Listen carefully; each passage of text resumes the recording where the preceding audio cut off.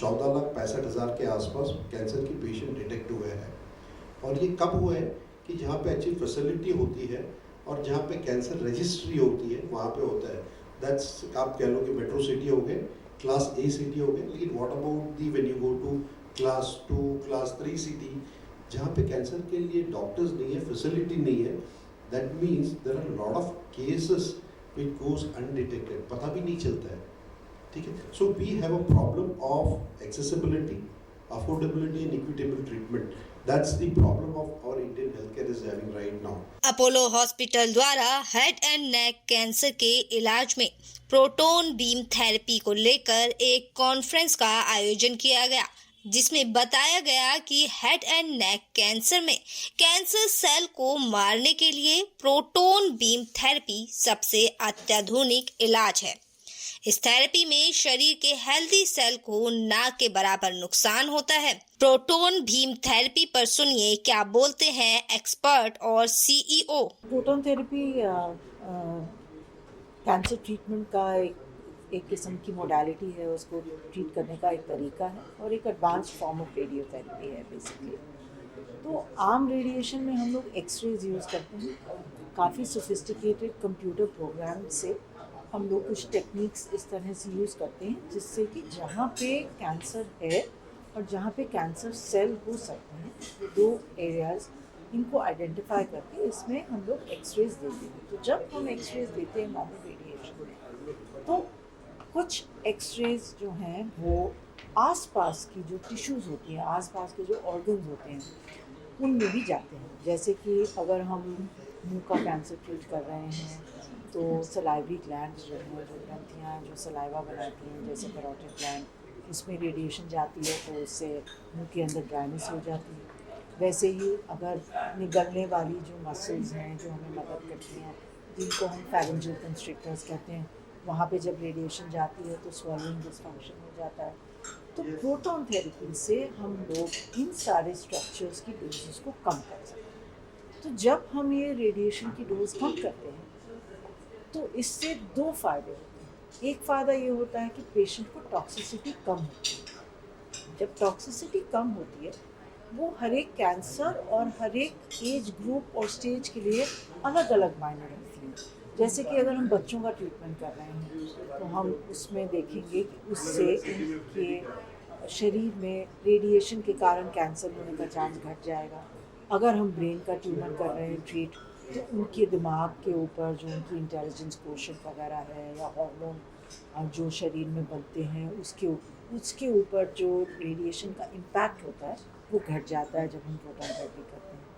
उसी तरह से अगर जब हम ब्रेस्ट कैंसर के पेशेंट को प्रोटॉन थेरेपी करते हैं, अगर कोई बड़े उम्र की लेडी हैं, उनको डायबिटीज़ है, ओबेसिटी है, हाइपरटेंशन है, उनको कुछ एड्रियामाइसिन या ट्रांसटूजिमैब टाइप की मेडिसिन लगी है, ऐसी सिचुएशन में उनका रेडिएशन के कारण हार्ट डिजीज़ बढ़ने का चांस हो सकता है। तो प्रोटॉन थेरेपी में चूँकि हार्ट में रेडिएशन नहीं जा रही है तो कम जाती है, तो हार्ट डिजीज़ रेडिएशन के कारण नहीं बढ़ेगा, ऐसा हम इंश्योर कर सकते हैं। तो ऐसे अलग अलग जगह में रेडिएशन टॉक्सिसिटी कम करने का अलग अलग फ़ायदा होता है।